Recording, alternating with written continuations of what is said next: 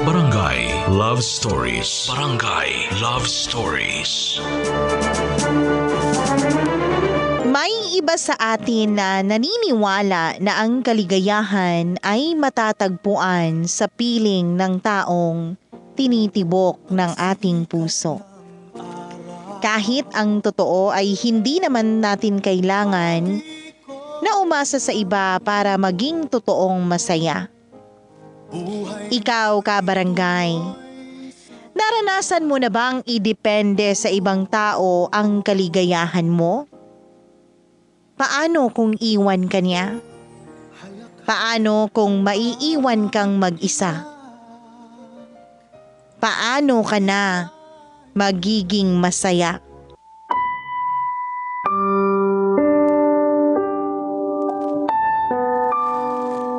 Dear Mama Mia, madalas kong naririnig na hindi ka raw makakaranas ng totoong pagmamahal hanggat hindi ka pa nasasaktan. Para sa akin, mas mararamdaman mo na tunay ang isang pag-ibig kung alam mo kung paano pahalagahan ang sarili mo. Hi Mama Mia, just call me George. 27 years old at nagtatrabaho sa isang accounting firm. Matagal-tagal na rin akong listener ng inyong radio program na Barangay Love Stories. Pero ngayon ko lang naisipan na sumulat sa inyo. Hindi naman kasi kakaiba ang kwento ko pero sigurado ako na makakapag-iwan din ako ng aral sa mga nakikinig ngayon. Nasa first year college ako nang makilala ko si Amy sa isang charity event. Nasa same university kami at naging close kaagad kasi masasabi ko na magkaparehas kami ng ugali. Nasa second year college naman nang magsimula akong manligaw sa kanya, Mama Mia. Ramdam ko na malaki ang pag-asa ko sa kanya kasi habang tumatagal noon ay mas nagiging sweet na kami sa isa't isa. Yun bang parang kami na pero hindi pa? Yun bang parang magnobyo at nobya na kami, yun nga lang hindi pa opisyal. Palagi na kasi kaming magkasama sa school kapag wala kaming klase. Magkausap sa cellphone at magka-text kapag nasa bahay kami. Umabot na nga ang panliligaw ko sa kanya, Mama Mia, hanggang sa mag-third year college na kami.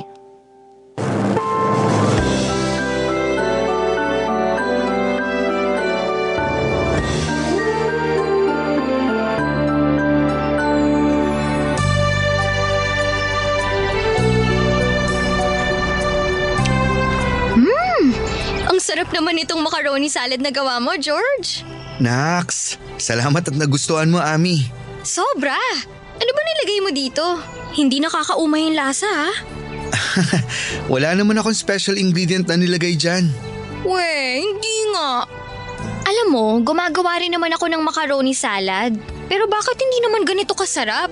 Baka kasi ang nilalagay mo lang nakahalo ng mayonnaise, condensed milk. Bakit? Ano pa bang dapat na ihalo dun?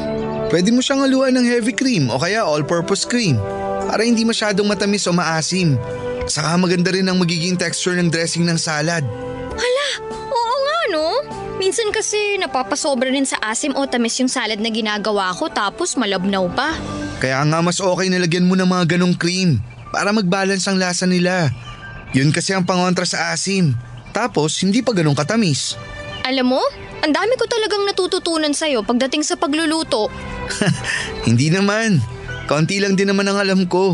Anong konti? Ang dami ko kayang nalalaman na secret recipe o ingredient mula sa'yo. Natutunan ko lang din naman yung mga yun sa nanay ko. Kasi mahilig siyang magluto. Buti ka pa. Si mama kasi walang kahilig-hilig magluto.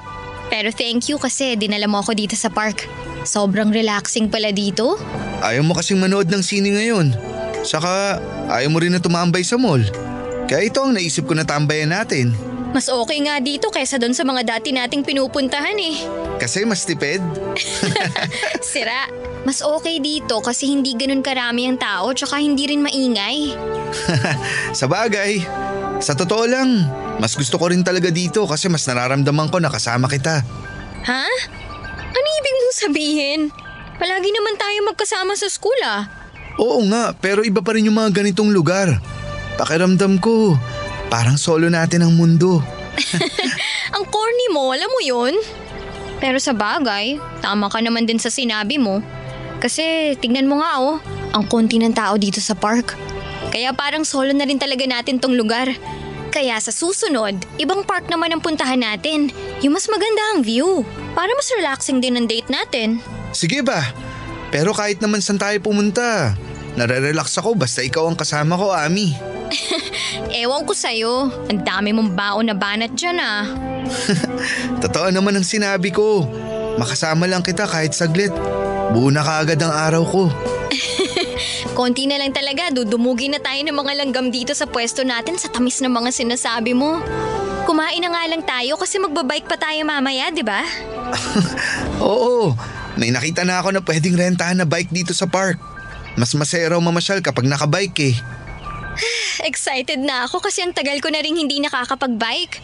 Ubusin na nga natin itong mga pagkain na dala mo, George.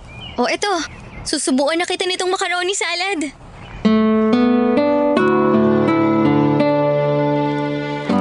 Mama Mia, akala ng ibang mga kaibigan ko ay may relasyon na kaming dalawa ni Ami. Kasi nga madalas nilang nakikita na sweet kami sa isa't isa. Pero sa tuwing tatanungin nila ang estado namin ng relasyon ni Ami, sinasabi ko sa kanila na magkaibigan pa rin lang kami at nanliligaw pa lang din ako sa kanya noon.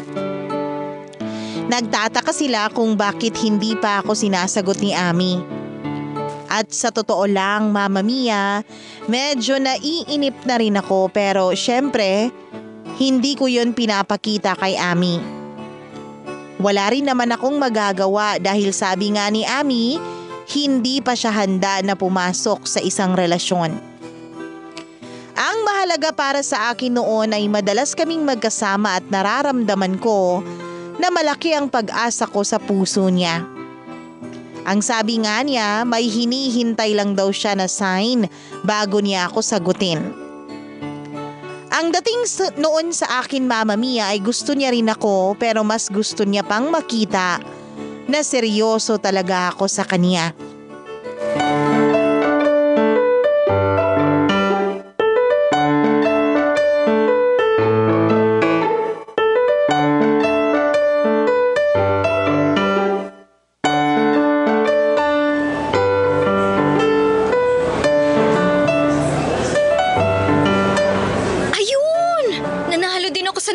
Dito sa cellphone ko.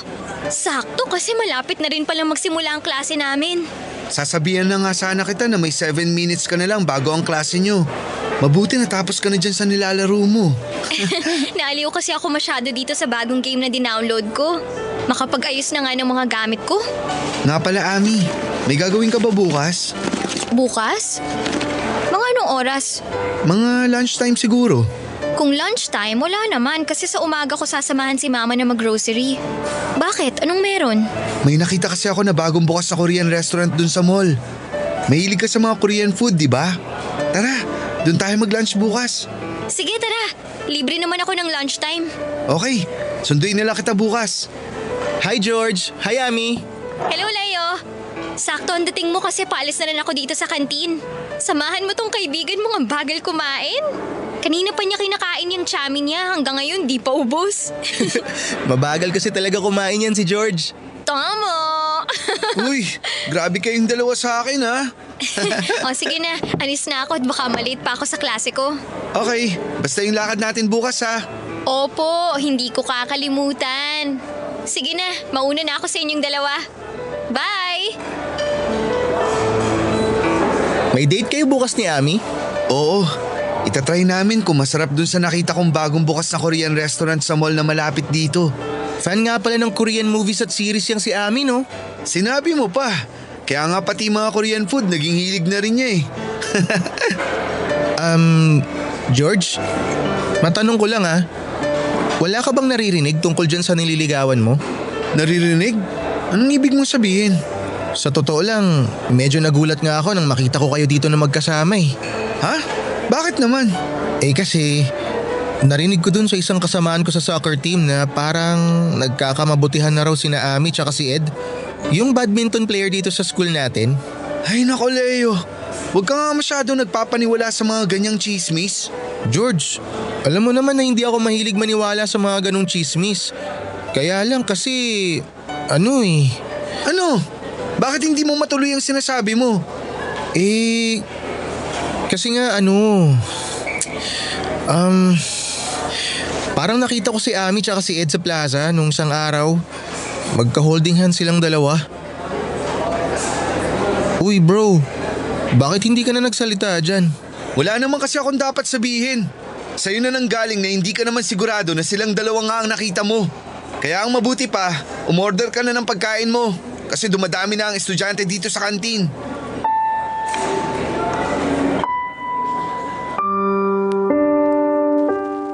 Mama Mia, hindi talaga ako naniwala sa sinabi ng kaibigan kong si Leo.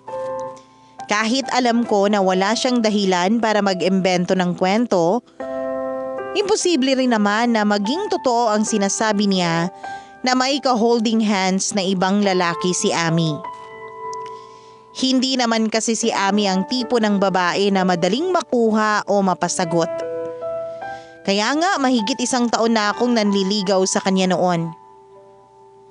Kaya naman kaysa magtalo pa kaming dalawa ni Leo ay sinabi ko na lang ulit na baka nagkamali lang siya ng nakita. Na hindi si Ami yung nakita niyang babae.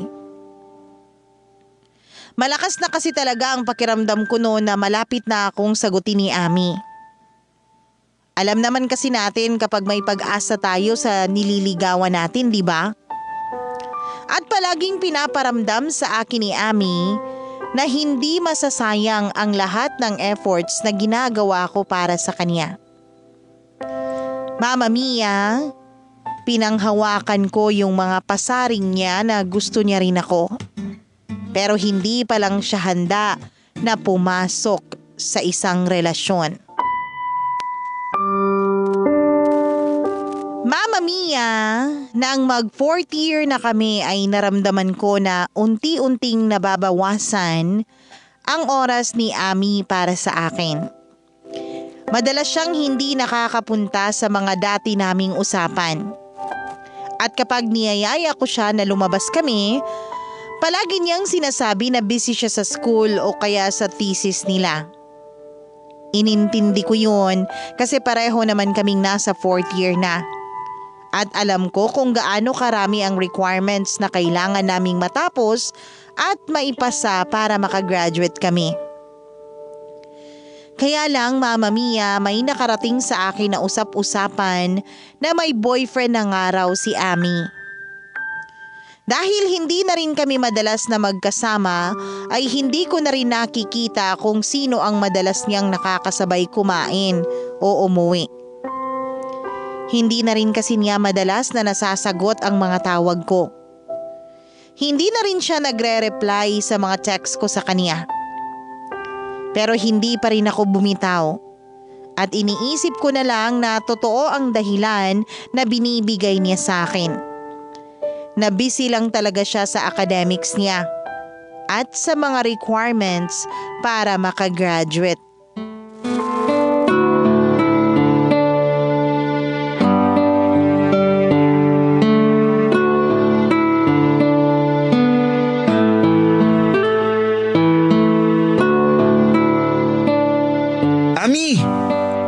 Ami, sandali! Ang bilis namang maglakad ni Ami. Kanina ko pa tinatawag pero hindi niya ako nililingon. Ay! Ami! Ami, hintayin mo ako! Ami! Oh, George! Naabutan din kita sa wakas.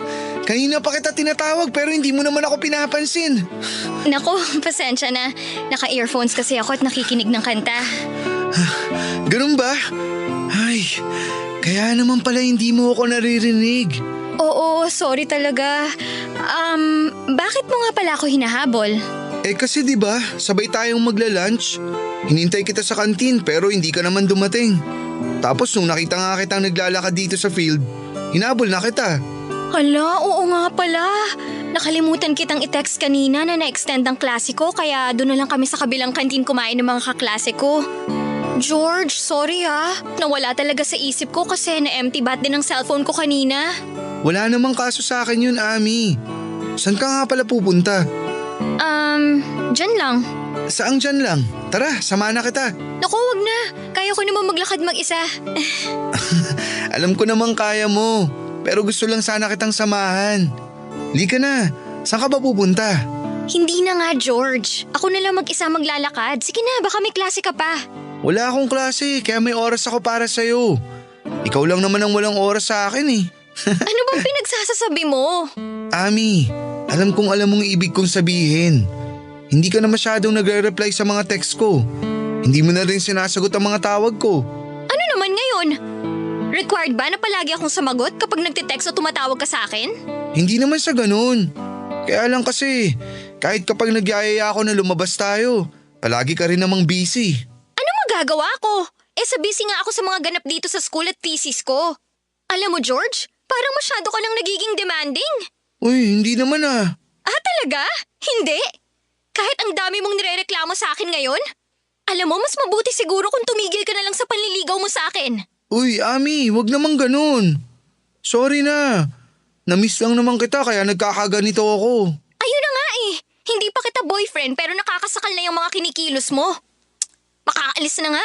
Sinasayang mo lang ang oras ko. Ami, sandali lang. Mag-usap muna tayo. Ano ba? Bitawan mo nga ako. Wala na tayong dapat na pag-usapan, George. At uulitin ko tumigil ka na sa panliligaw mo sa akin para manahimik na rin ang mundo ko sa'yo. Hindi mo naman kailangang gawin yun. Promise, hindi na ulit ako mangungulit. Basta hayaan mo lang ako sa ginagawa kong panliligaw. Hindi nga pwede. Bakit hindi na pwede? Kasi may boyfriend na ako. Kaya layuan mo na ako at tigilan mo na ako.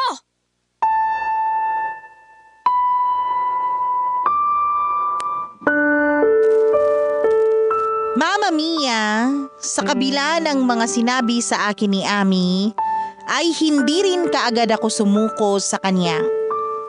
Palagi pa rin akong nagche-check sa kanya kahit hindi na siya nagre-reply. At minsan din ay nilalapitan ko siya kahit ayaw niya akong kausap. Nagpapadala rin ako ng mga regalo sa bahay niya kahit hindi ko sigurado kung tinatanggap o tinatapon niya lang ba ang mga yun. Gusto ko lang na makita niya na ako ang mas karapat-dapat na lalaki para sa kanya. Na ako na lang sana ang piliin niya. Pero dumating ang araw na napagod at sumuko rin ako at tuluyan na akong huminto sa paghahabol kay Ami. Mabuti na lang, Mama Mia, patapos na rin ang huling taon namin sa college kaya nagawa ko naman na makapag-move on kaagad mula sa sakit na nararamdaman ko ng dahil kay Ami. Lumuwas ako ng Maynila at nagtrabaho. Malaking factor din kasi yung hindi ko siya madalas na nakikita, kaya nagawa ko ring kalimutan si Ami. Sinimulan kong mag-focus sa sarili ko, pero wala pang isang taon ang nakalipas ay nagkaroon kaagad ako ng bagong inspirasyon. Hindi nagtagal, naging girlfriend ko rin ang inspirasyon kong si Isabel.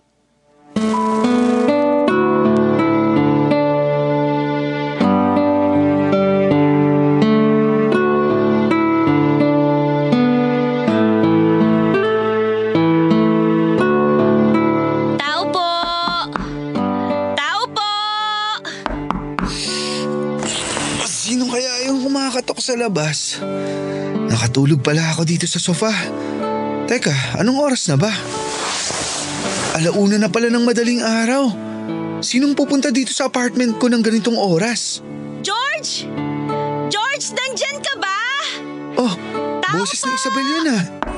Ano bang ginagawa niya dito ng ganitong oras? Buksan ko na nga yung pinto.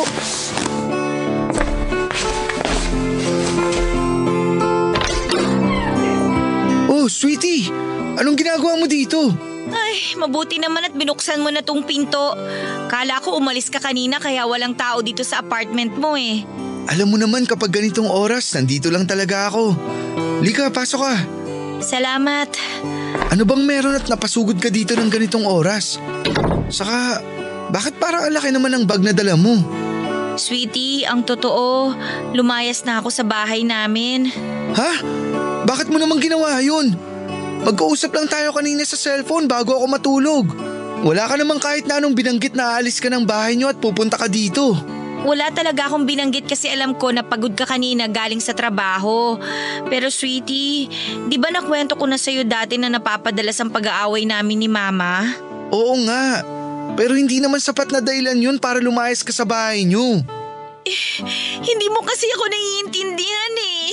Oy, sweetie, bakit naman bigla ka na lang umiyak? Kasi parang ayaw mo ako dito sa apartment mo eh. Hindi naman sa ganun. Nagulat lang ako kasi nga napasugod ka ng ganitong oras. Tapos may dala ka pang mga gamit. Kasi nga, lumayas na ako sa bahay namin. Paulit-ulit lang, George.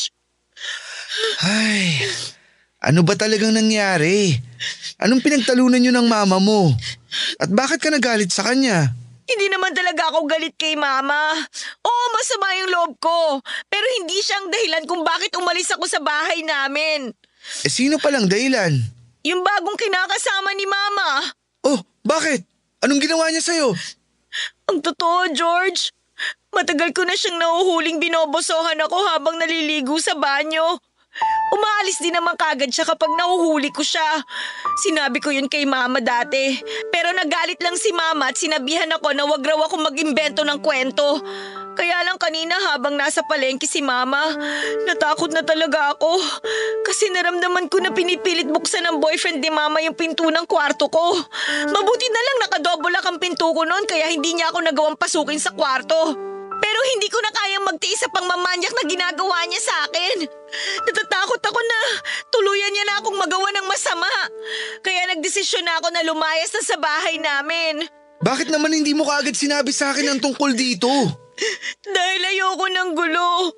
Ang gusto ko lang, makalayo na kay Mama at sa manyakis na lalaking yun. George, dito na lang ako sa place mo. May trabaho naman ako. Makakapag-share ako sa mga gastusin mo dito. Promise, hindi ako magiging pabigat sa'yo. Basta hayaan mo lang ako dito. Ayoko na kasi sa amin. Natatakot na talaga ako sa boyfriend ni Mama. Pero kung ayaw mo talaga na dumito ako, sige, ayos lang. Wala naman ako magagawa eh. Hahanap na lang siguro ako ng ibang pwede kong tuluyan na bahay. Ano ka ba?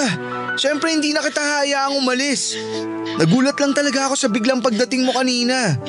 Pero ayos lang sa akin ang lahat. Dito ka na lang sa apartment ko, Isabel. Huwag kang mag-alala. Hindi ko hahayaan na masaktan o malapitan ka ng hayop na lalaking yun.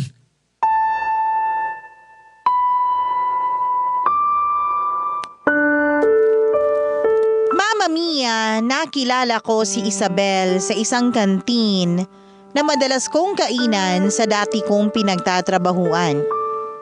Maganda siya at simple lang kung mag-ayos. Mabait din siya at malambing magsalita. Iyon ang mga katangian niya na nakakuha ng atensyon ko.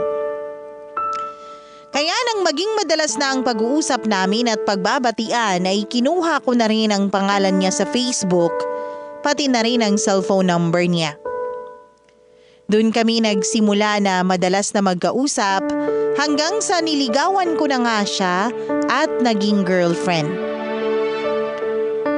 May 3 buwan pa lang kaming magkarelasyon nang kumatok si Isabel sa place ko at nagsabi na gusto na niyang magsama kami sa iisang bahay, Mama Mia.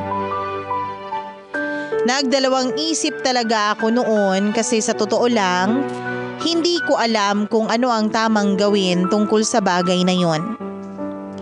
Pero nang umiyak na nga si Isabel sa harap ko at sabihin niya ang tungkol sa pagtatangka sa kanya ng masama ng kinakasama ng kanyang mama, ay hindi na ako tumanggi pa sa gusto niyang mangyari na tumira sa apartment ko, Mama Mia.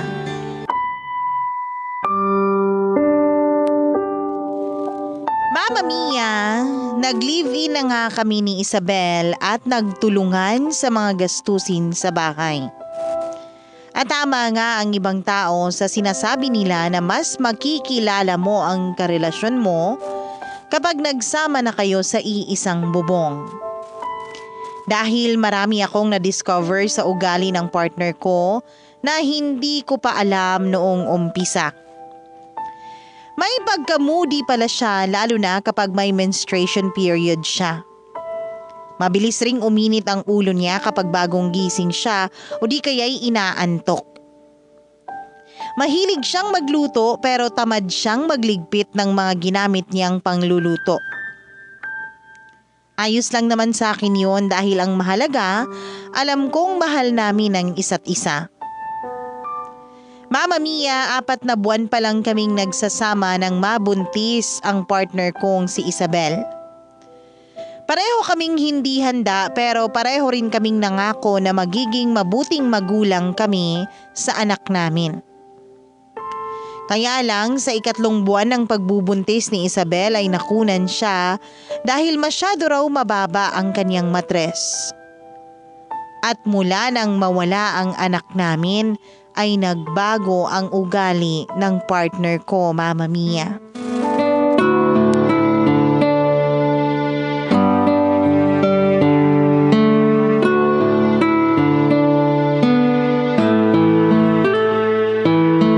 Ay, nakakapagod ang traffic. Grabe. Sweetie, mabuti naman at nakauwi ka na. Ginabi ka na yata masyado. Oo, nag-general cleaning kasi kami sa kantin kanina kaya late na kami pinauwi ng supervisor namin.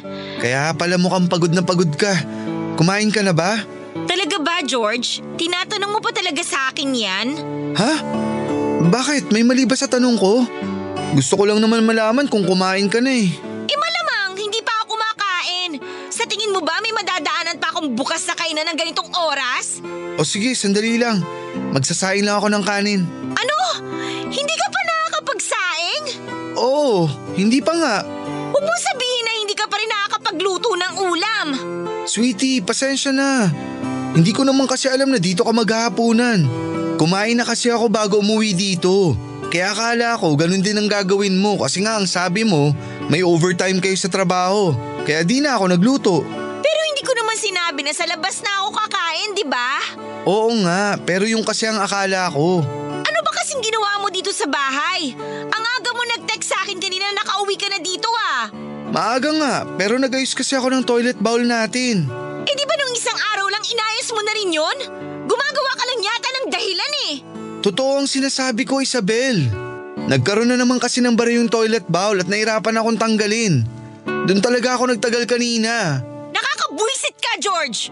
Isabel, huwag ka nang mainis. Hindi ko naman kasi talaga alam na hindi ka pa kumakain eh. Paano ko hindi maiinis? Pagod na nga ako galing sa trabaho tapos wala pa akong dadat na pagkain dito sa bahay. Mabilis lang naman magsaing. Tapos anong ipapaulam mo sa akin? Delata na naman. Gusto mo yata talaga ako mamatay ng maaga eh. Siyempre hindi. Ano ba yung sinasabi mo? Eh halos araw-araw mo na akong pinapakain ng mga ulam na galing sa lata. Ano ba talagang gusto mo mangyari? Magkasakit ako sa bato? Ganito na lang. Maghanap lang ako ng bukas na karinderya para makabili ako ng kanin sa kalutong ulam. Hintayin mo na lang ako dito sa bahay. Wag na. Hindi na lang ako kakain. Ha? Eh di ba hindi ka pa nga naghahaponan? Saglit lang naman akong bibili ng pagkain sa labas. Hintayin mo na ako. Alam mo, George, malilipasan lang din naman ako ng gutom kakahintay sa pagbalik mo. Kaya mabuti pa, itulog ko na lang to. Teka, Isabel, saan ka pupunta? Sa kwarto, matutulog na ako. Buwisit! Buwisit na bahay to! Buwisit na buhay to! Buwisit talaga!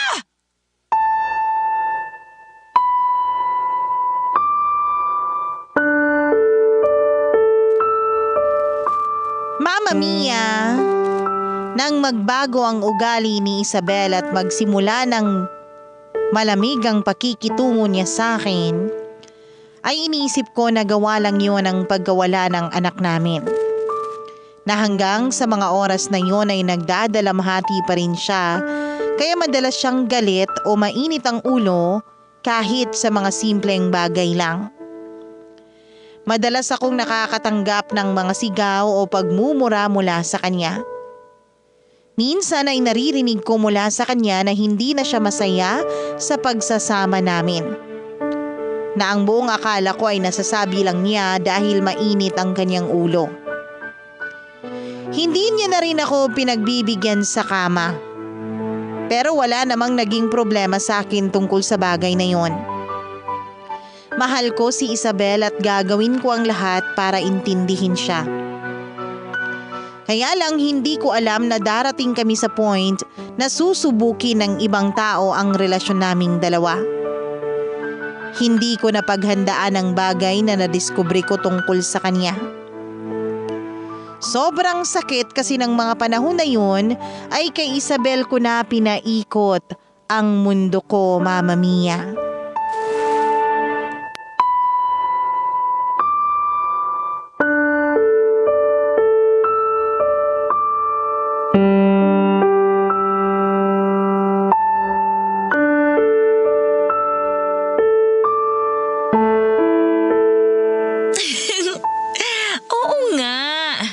Bukas nga tayo magkikita.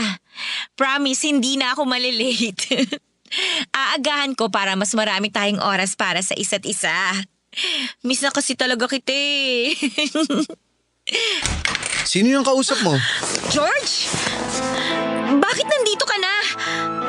Akala ko mamaya pang uwi mo kasi may overtime kayo sa trabaho. Ang tanong ko ang sagutin mo. Sino yung kausap mo? Kaibigan ko lang. Kaibigan mo lang? Talaga? Oo nga. Ano ba kasing problema mo? Patingin nga ako ng cellphone mo. Ayoko nga. Akin na yung cellphone mo, Isabel. Ayoko nga. Ano ba? Akin Bigyan mo sabi. nga tong cellphone ko. Ano ba kasing problema mo, George? Gusto ko lang makita kung sino yung kinakausap mo. At kilig na kilig ka dyan. O yan! Ayan ang cellphone ko. Isaksak mo sa baga mo. Kainis ka. Rex? Sino tong Rex na nasa last call history ng cellphone mo, ha? Kaibigan ko nga lang yan. Sinabi ko na sa'yo kanina, di ba? Kaibigan, pero kilig na kilig yung boses mo nang marinig kita kanina bago ako pumasok dito sa kwarto. Sabihin mo nga sa akin, saan mo ba naging kaibigan tong Rex na to?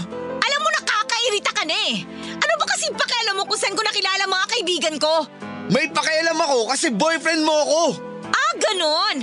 O sige, para tigilan mo na yung pakikialam mo sa buhay ko, maghiwalay na lang tayong dalawa. Tapos ngayon nakikipaghiwalay ka dahil lang dito sa Rex na to? Nakikipaghiwalay ako kasi nakakabwisit na yung ugali mo. Nakakasakal ka na eh. Umay na ako sa'yo at sa pagiging makitid ng pag-iisip mo. Kaya mabuti pa, tapusin na natin ang lahat sa ating dalawa. Hindi ako papayag. Bakit? Humihingi ba ako ng permiso sa'yo? Sa ayaw at sa gusto mo, tapos na tayo, George! Isabel, wag naman ganito. Pag-usapan naman natin ng maayos to. Nag-uusap naman tayo ng maayos ah. Maayos kung tinatapos ang relasyon natin ngayon.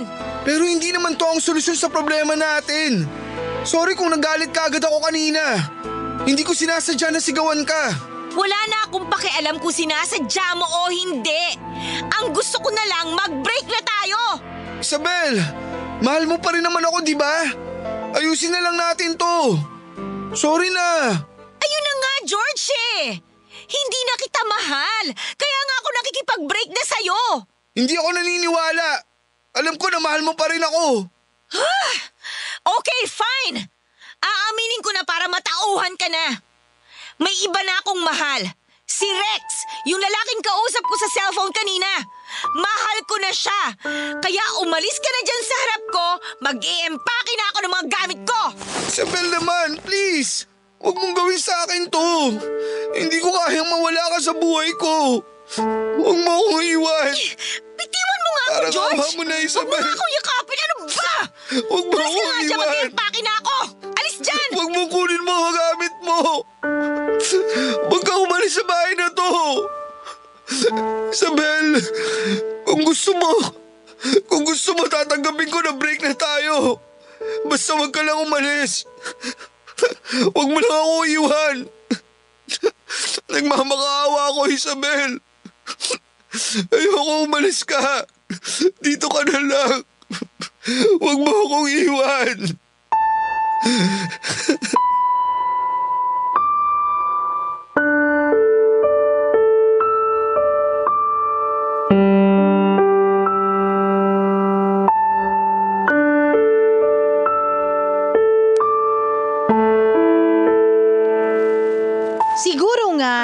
Mama Mia, marami na akong senyales na nakikita noon na niloloko na ako ng partner kong si Isabel. Pero hindi ko lang pinansin ang mga senyales na yon sa labis na pagmamahal na nararamdaman ko para sa kanya. Hanggang sa isampal na nga sa akin ang katotohanan. Pero hindi pa rin ako sumuko at hindi ko siya binitawan. Wala mahal ko talaga siya. Kaya sa kabila ng mga sinabi niya sa akin na hindi na niya ako mahal, nakiusap pa rin ako na wag siyang umalis ng bahay at wag niya akong iiwan. Pinagbigyan naman niya ako at nagstay pa rin siya sa place ko. Pinagsilbihan ko siya kahit palagi niyang pinaparinig sa akin na may kausap na siyang ibang lalaki sa cellphone. At hindi na talaga ako ang mahal niya. Mama Mia, dun ko naisip na minsan sa sobrang laki ng pagmamahal na nararamdaman natin para sa isang tao, ay nagiging bulag at bobo na tayo. Wala na tayong ibang iniisip noon. Kung hindi sana, bumalik tayo sa panahon na mahal pa rin tayo ng taong naging dahilan ng pagiging masaya natin. Na sana mahalin ulit tayo ng taong mahal natin. Pero may mga bagay talaga na hindi na natin pwedeng balikan pa. At may mga pangyayari na hindi na pwede pang magbago. Dahil nagkaroon ulit kami ng pagtatalo ni Isabel nang dalhin niya ang bago niyang boyfriend na si Rex sa mismong bahay ko, Mama Mia. Hindi ko na napigilan pa ang sarili ko at nasuntok ko na ng ilang beses si Rex hanggang sa umalis na ito ng bahay. Naiwan si Isabel pero nagsimula ng mag-impake ng mga gamit niya na kaagad ko namang pinigilan. At sa ilang beses na pakiusap at pagmamakaawa ko sa kanya na ako ang piliin niya, hindi yon nangyari, Mama Mia. Kahit halos humagulgol na ako sa harapan niya at lumuhod, ay wala pa rin akong nagawa para pigilin siya sa ginagawa niyang pag-iimpake. At bago pa nga siya tuluyang lumabas ng bahay ay muli akong nagmakaawa sa kanya. Muli akong nakiusap na doon na lang muna siya sa bahay. Kahit hindi na kami mag-usap, kahit hindi na kami magkabalikan, basta makasama ko lang siya ay sapat na. Mama Mia, alam kong sobrang desperado ko na noon, pero wala na akong pakialam pa. Siyempre, hindi na niya ako pinagbigyan at tuluyan na niya akong iniwanan. Sa mga sumunod na araw ay nalaman ko kung sang bahay siya tumutuloy at pinuntahan ko pa siya para muling pakiusapan na magkabalikan kami. Doon ko ulit nakita si Rex pero sa pagkakataon na yun ay ako naman ang nabugbog niya. Kaya ko namang lumaban pero hindi ko ginawa, lalo na nang harap-harapan itong piliin ni Isabel kaysa sa akin. Mama Mia, pinamukha niya na kahit kailan ay hindi na niya ako magagawa pang mahalin. Na hindi na ako ang lalaking makakapagpaligaya sa kanya. Tinanong ko siya, Mama Mia, kung ano bang meron ng lalaking yun na wala ako.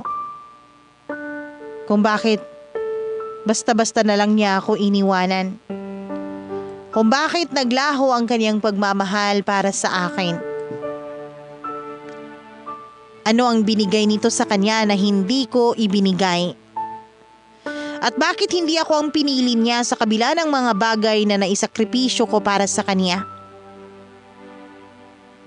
Sa dami ng naging tanong ko ay iisa lang ang sagot na nakuha ko mula kay Isabel.